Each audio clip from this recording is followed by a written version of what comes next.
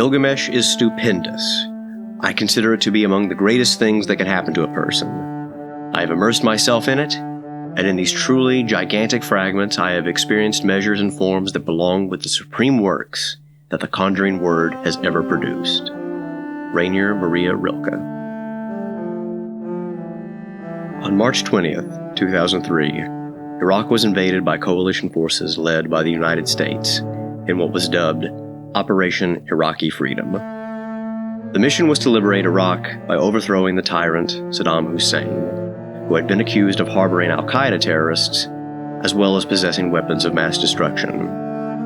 Within a month, Baghdad had fallen, and in December of that same year, Saddam was captured by American soldiers. Despite President Bush declaring mission accomplished aboard the USS Abraham Lincoln, the American occupation of Iraq was met with a growing insurgency, exacerbated by sectarian violence that had sprung up in the wake of Saddam's overthrow, and the mission to find WMDs was soon abandoned. As the war grew unpopular back home, American forces withdrew in 2011, creating a power vacuum that came to be filled by a heretofore minor organization known as the Islamic State. At the height of their territorial expansion, in 2014, ISIS controlled about 40% of Iraq and a third of Syria, during which time they destroyed countless antiquities. In 2005, as ISIS began to slowly recede, a glimmer of hope shone forth from the Kurdistan region of Iraq. A clay tablet, purchased by the Suleymaniye Museum from an antiquity smuggler for $800, was identified by Professor Farouk al-Rawi as containing undiscovered fragments of the Epic of Gilgamesh. The fragment depicts the cedar forest, where the heroes face the demon Humbaba, although the revelry of the forest makes us see the monster in a different light. Though fragmentary on certain parts, the translation by Andrew George and al-Rawi follows. They stood there marveling at the forest, observing the height of the cedars, observing the way into the forest. Where Humbaba came and went, there was a track. The paths were in good order, and the way was well trodden. They were gazing at the cedar mountain, dwelling of gods, throne dais of goddesses. On the face of the land, the cedar was proffering its abundance.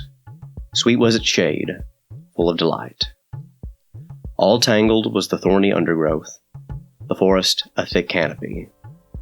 Cedars and baluku trees were so entangled it had no ways in. For 1 league on all sides, cedar sent forth saplings, cypresses, for 2/3 of a league. The cedar was scabbed with lumps of resin. For 60 cubits height, resin oozed forth, drizzling down like rain, flowing freely for ravines to bear away. Through all the forest, a bird began to sing. For answering one another, a constant din was the noise.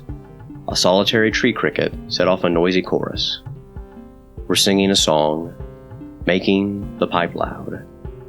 A wood pigeon was moaning, a turtle dove in answer. At the call of the stork, the forest exults. At the cry of the francolin, the forest exults in plenty. Monkey mothers sing aloud, a youngster monkey shrieks. Like a band of musicians and drummers daily, they bash out a rhythm in the presence of Humbaba. As Stephen Mitchell notes in the introduction to his translation, the hero of this epic is an anti-hero, a Superman, or superpower, one might say, who doesn't know the difference between strength and arrogance. By preemptively attacking a monster, he brings on himself a disaster that can only be overcome by an agonizing journey, a quest that results in wisdom by proving its own futility.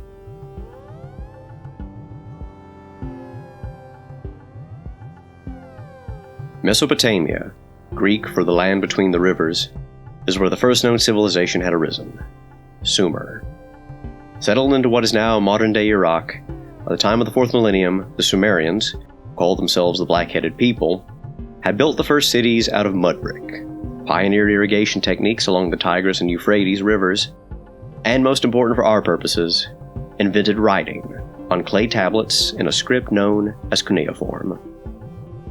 First used to keep account of sheep and grain, eventually it became a means of recording poetry.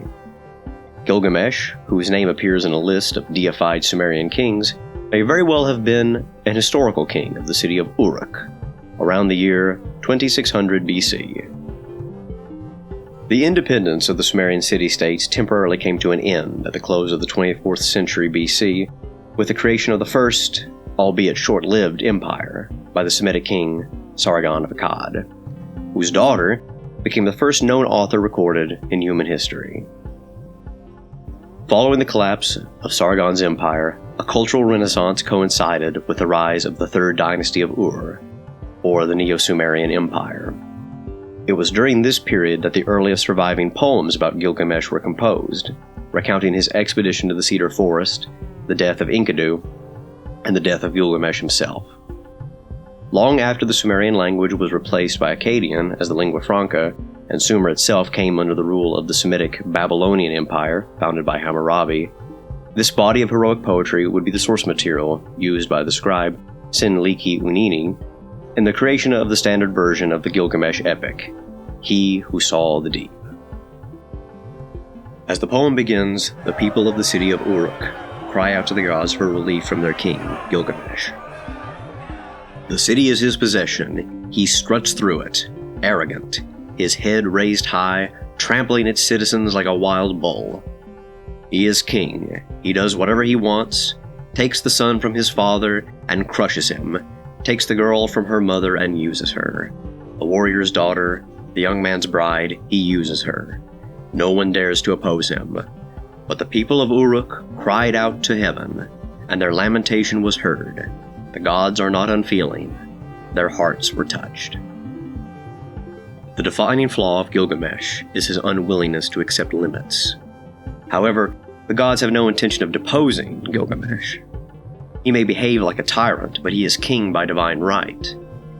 Even his bizarre practice of droit de seigneur, never practiced by Babylonian kings, is implied to be sanctioned by the gods.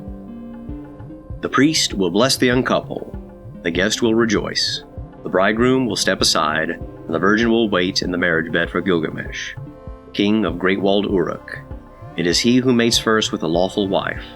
After he is done, the bridegroom follows. This is the order that the gods have decreed. From the moment the king's birth cord was cut, every girl's hymen has belonged to him. However, he must be checked, and the way to do that is to find him a companion, someone who can match his boundless energy. Thus, they create the wild man Enkidu. When Aruru heard this, she closed her eyes, and what Anu had commanded, she formed in her mind. She moistened her hands, she pinched off some clay, she threw it into the wilderness, kneaded it, shaped it to her idea, and fashioned a man, a warrior, a hero. Enkidu the Brave, as powerful and fierce as the war god Ninurta. Hair covered his body, hair grew thick on his head and hung down to his waist, like a woman's hair. He roamed all over the wilderness, naked, far from the cities of men, ate grass with gazelles, and when he was thirsty, he drank clear water from the waterholes, kneeling beside the antelope and deer. Gilgamesh has a dream that portends the coming of Enkidu, and when a local trapper complains that a wild man has been letting loose his quarry, he knows just what to do. He sends a temple prostitute named Shamhat to civilize Enkidu. The two of them make love for 7 days, and when he is finally satiated, Enkidu finds he can no longer live among the animals. Shamhat then brings him to Uruk to meet Gilgamesh, and along the way, introduces him to other trappings of civilization, beer and bread. Enkidu represents man in the state of nature. Perhaps he is even meant to be a caricature of steppe dwellers who do not partake in either agriculture or commerce. It is appropriate then that Shamhat is seen as a civilizing force, as she represents a central institution of the city, the temple. For the ancient Mesopotamians, the gods literally dwelt in the temples that were built for them, on the top of artificial mountains called ziggurats. These temples were maintained by priests and priestesses who met the gods' every need. From preparing meals, to making beds, to performing music, and providing sexual favors. It was understood that the god of the city would provide boons for such service, and soon, sacred prostitution developed as a result.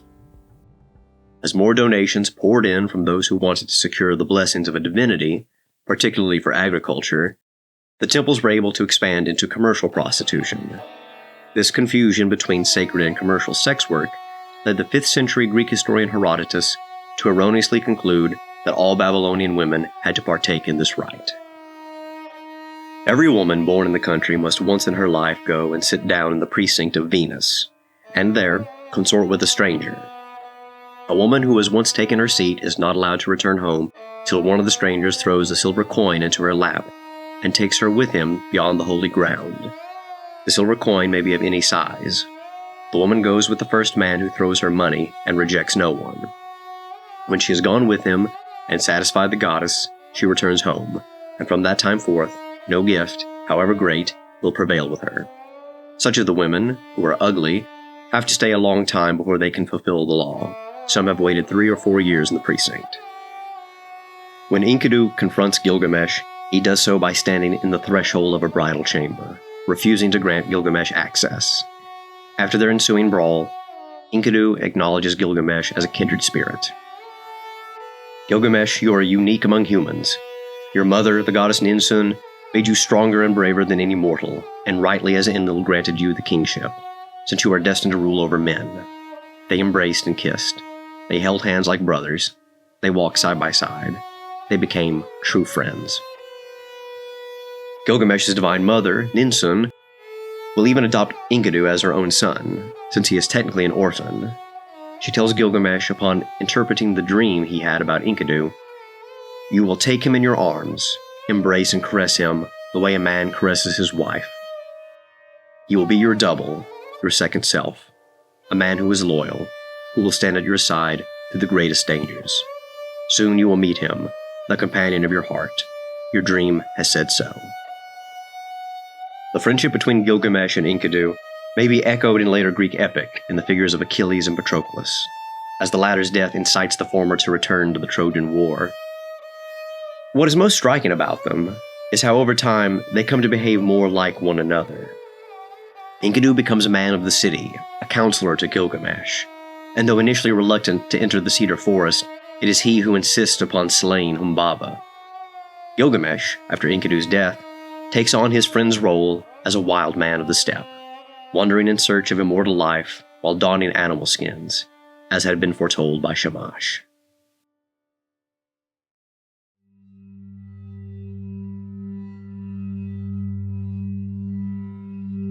The next tablet opens with Gilgamesh proposing to Enkidu that they make a name for themselves by traveling west to the cedar forest to slay the ogre Humbaba, cut down the trees, and float them down the rivers back to Uruk. Enkidu protests. But how can any man dare to enter the cedar forest? It is sacred to Enlil. Hasn't he declared its entrance forbidden? Hasn't he put Humbaba there to terrify men? We must not go on this journey. We must not fight this creature. His breath spews fire. His voice booms like thunder. His jaws are death. He can hear all sounds in the forest, even the faintest rustling among the leaves. He will hear us 100 miles away. Who among men or gods could defeat him? Humbaba is the forest guardian. Enlil put him there to terrify men. Whoever enters will be struck down by fear. Thorkild Jacobson, in his book Treasures of Darkness, A History of Mesopotamian Religion, explains that the name Enlil literally means Lord Wind, in particular the winds of spring, which bring moisture. This made his cult indispensable to farmers, and in one myth, he is credited with the invention of the hoe. Enlil does have a dark side, however, as his storms can be as destructive as they are beneficent. His most heinous act is bringing about the flood, an undoing of the ordered cosmos in an attempt to rid himself of the noise created by an overfruitful humanity. Enlil serves as a reminder of the one thing Gilgamesh resists throughout the epic: limits, beyond which human beings cannot go. Instead, Gilgamesh will seek out the aid of another god, the sun god, Shamash. He is the god of justice, brother of Ninsun, and the patron deity of the dynasty of Uruk, to which Gilgamesh belongs. If Enlil imposes limits on humankind, Shamash encourages striving. as it is by his encouragement and intervention that Gilgamesh and Enkidu are successful in their expedition to the cedar forest. Ninsun even blames him for planting the idea in her son's head. You have granted my son beauty and strength and courage. Why have you burdened him with a restless heart? Now you have stirred him up to attack the monster Humbaba, to make a long journey from which he may not return. Since he has resolved to go, protect him until he arrives at the cedar forest, until he kills the monster Humbaba, and drives from the world the evil that you hate. As Christopher Woods notes in his article, Sons of the Sun, the mythological foundation of the first dynasty of Uruk, Gilgamesh's wanderlust is a trait he has inherited from the sun god, whose daily circuit takes him to the farthest reaches of the earth. It is the direct intervention of Shamash in the battle with Humbaba that allows Gilgamesh and Enkidu to gain the upper hand. Humbaba begs for mercy, but Enkidu insists that the killing blow must be dealt, bringing upon them the curse of Humbaba and the wrath of the gods. Humbaba said, Gilgamesh, have mercy. Let me live here in the cedar forest. If you spare my life, I will be your slave. I will give you as many cedars as you wish. You are king of Uruk by the grace of Shamash. Honor him with a cedar temple and a glorious cedar palace for yourself. All this is yours, if only you spare me. Enkidu said, Dear friend, don't listen to anything that the monster says. Kill him before you become confused. Humbaba said, If any mortal, Enkidu, knows the rules of my forest, it is you. You know that this is my place and that I am the forest's guardian. Enlil put me here to terrify men, and I guard the forest as Enlil ordains. If you kill me, you will call down the gods' wrath, and their judgment will be severe. I could have killed you at the forest edge. I could have hung you from a cedar and fed your guts to the shrieking vultures and crows. Now it is your turn to show mercy. Speak to him. Beg him to spare my life. Enkidu said, Dear friend, quickly, before another moment goes by, kill Humbaba. Don't listen to his words. Don't hesitate. Slaughter him. Slit his throat before the great god Enlil can stop us. Before the great gods can get enraged. Enlil in Nippur, Shamash in Larsa. Establish your fame so that forever men will speak of brave Gilgamesh, who killed Humbaba in the cedar forest. Knowing he was doomed, Humbaba cried out, I curse you both. Because you have done this, may Enkidu die. May he die in great pain. May Gilgamesh be inconsolable. May his merciless heart be crushed with grief.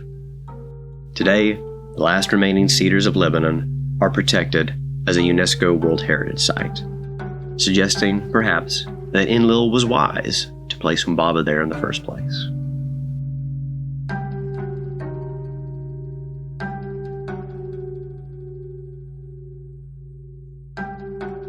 After their return to Uruk, Gilgamesh draws the eye of Ishtar, the goddess of fertility and war, who offers him marriage and a dowry fit for a god.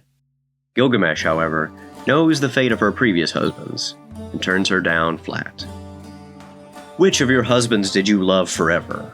Which could satisfy your endless desires? Let me remind you of how they suffered, how each one of them came to bitter end. Remember what happened to that beautiful boy, Tammuz? You loved him when you were both young. Then you changed. You sent him to the underworld and doomed him to be wailed for, year after year. Contrast Gilgamesh's harsh rebuke of Ishtar with a later, more subtle hero, Odysseus, as he flatters the goddess Calypso before he leaves her island. Then resourceful Odysseus replied to her, Great goddess, do not be angry at what I say. I know myself that wise Penelope is less than you. It's true.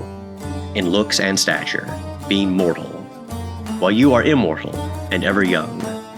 Even so, I yearn day after day, longing to reach home and see the hour of my return. Ishtar refuses to let this insult stand, and goes to her father, the sky god Anu, and asks that he unleash the bull of heaven.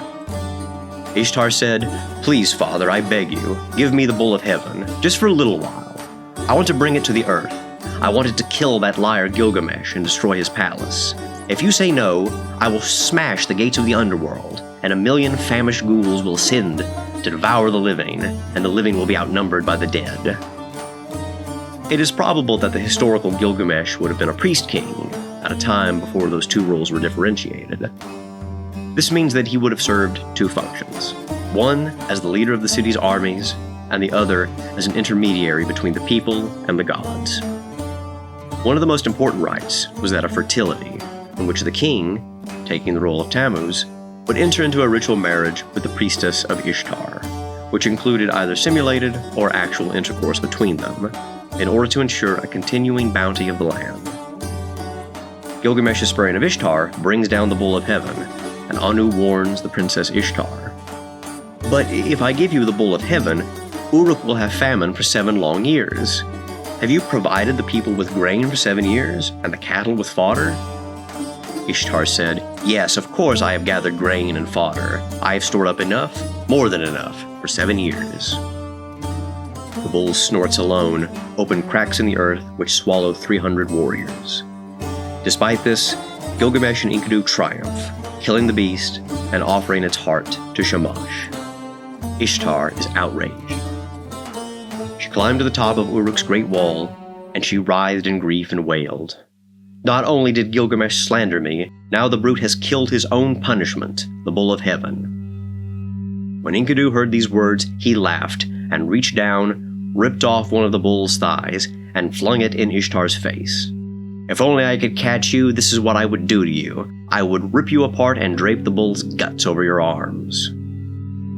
The hubris of this insult, coupled with the slaying of Humbaba, causes a meeting of the Divine Council, where it is determined by Anu and Enlil, over the protest of Shamash, that Enkidu is to die. Before his death, Enkidu has a vision of the underworld in a dream. Those who dwell there squat in the darkness. Dirt is their food, their drink is clay. They are dressed in feathered garments like birds. They never see light, and on door and bolt the dust lies thick. When I entered that house, I looked, and around me were piles of crowns. I saw proud kings who had ruled the land, who had set out roast meat before the gods, and offered cool water and cakes for the dead. As his illness worsens, Enkidu curses Shamhat for bringing about his untimely demise. But he is rebuked by Shamash, who reminds him that it was she who introduced him to the good things of life: beer, bread, and friendship. The poem is an unapologetic endorsement of civilization, even as it acknowledges its cost. Those in the afterlife eat no bread and drink no beer. Instead, they subsist on the very things that Mesopotamian civilization had quite literally been built upon: dirt and clay. Enkidu retracts his curse and instead blesses Shamhat. Then, in one of the poem's most moving passages, the best of friends are forced apart. Then Enkidu said to Gilgamesh, "You who have walked beside me, steadfast through so many dangers, remember me. Never forget what I have endured."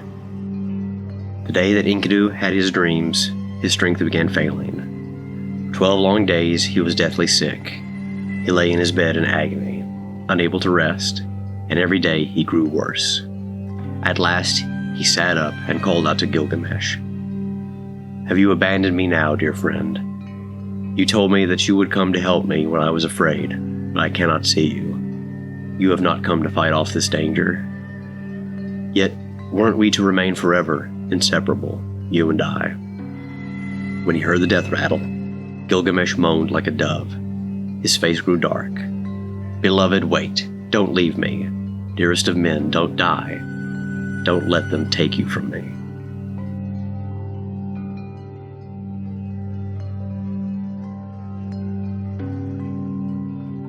Gilgamesh mourns Enkidu for 6 days and 7 nights, until finally a maggot falls from his nostril, indicating that he is not coming back and that it is time for burial. After the funeral, obsessed with the fear of death, Gilgamesh assumes Enkidu's role as a wild man and sets out to find the secret of immortality from Utnapishtim, a survivor of the Great Flood to whom the gods had granted this special honor.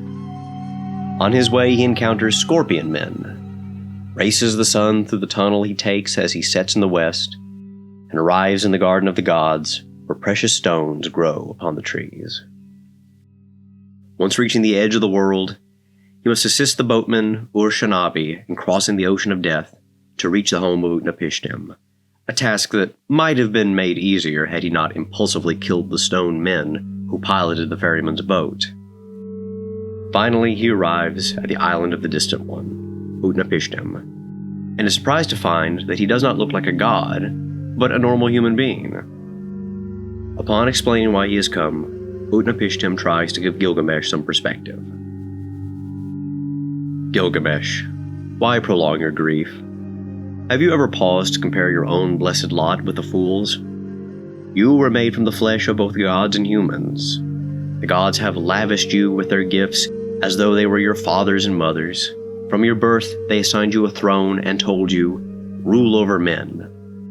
To the fool, they gave beer dregs instead of butter, stale crusts instead of bread that is fit for gods, rags instead of magnificent garments, instead of a wide-fringed belt and old rope, and a frantic, senseless, dissatisfied mind. Can't you see how fortunate you are? You have worn yourself out through ceaseless striving. You have filled your muscles with pain and anguish, and what have you achieved but to bring yourself one day nearer to the day of your end? At night, the moon travels across the sky. Gods of heaven stay awake and watch us, unsleeping, undying. That is the way of the world. It is established from ancient times. Yes, the gods took Enkidu's life, but man's life is short.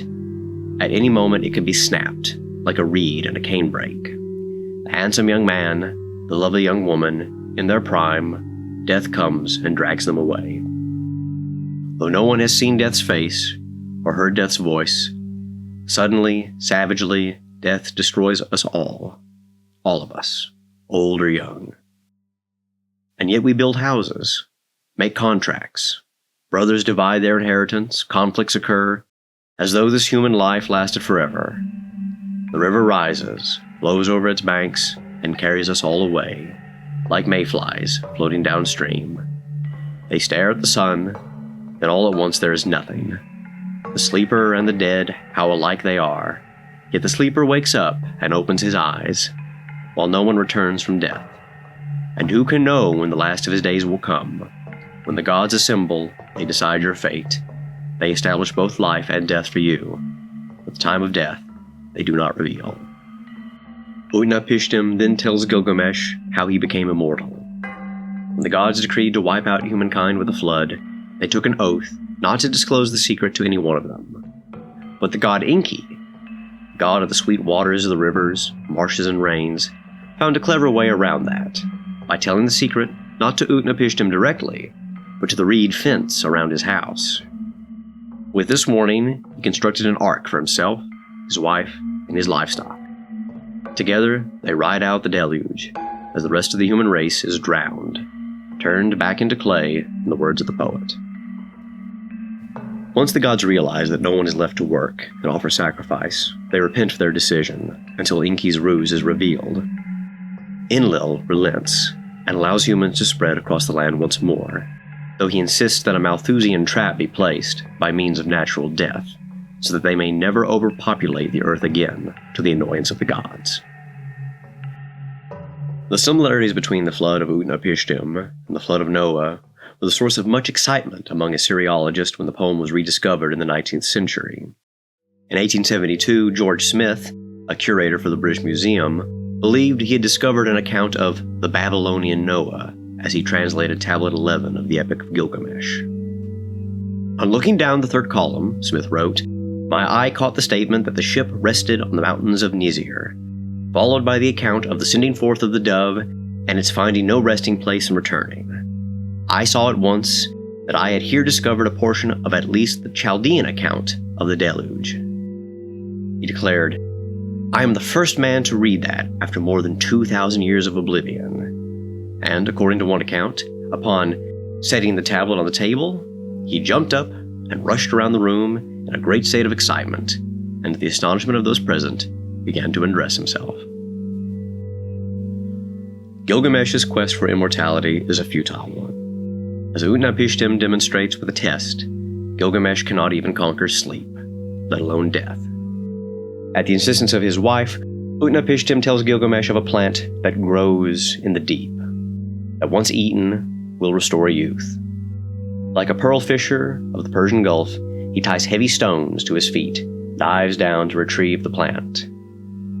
On the return voyage, however, as he sleeps, a snake eats the plant, providing an etiological myth for why snakes shed their skins. The conclusion of the poem may seem a pessimistic one. As Georges Roux explained in his Ancient Iraq, the so-called Babylonian pessimism was much more than a temporary outburst of despair. It was metaphysical in essence, not ethical, and had its roots in the natural conditions that prevailed in Mesopotamia itself. The same natural forces that brought life could also bring death, and it was only by the will of the gods that the world did not return to the watery chaos it emerged from, as it nearly did in the Great Flood myth. All that could be done was to propitiate the gods, to ensure their goodwill, and pray for the maintenance of the cosmos. The Epic of Gilgamesh opens with a description of its titular hero. He who saw the deep, a country's foundation, who knew, was wise in all manners. Gilgamesh, who saw the deep, a country's foundation, who knew, was wise in all matters. He saw what was secret, discovered what was hidden. He brought back a tale of before the deluge. Tradition held that it was Gilgamesh who restored the temples of the gods and re-established their rights. By the end of the poem, the hero has come to learn that though he may be denied eternal life on Earth, the human race and civilization itself, the means by which those things that are fit for the gods are made available to humans, can go on in perpetuity.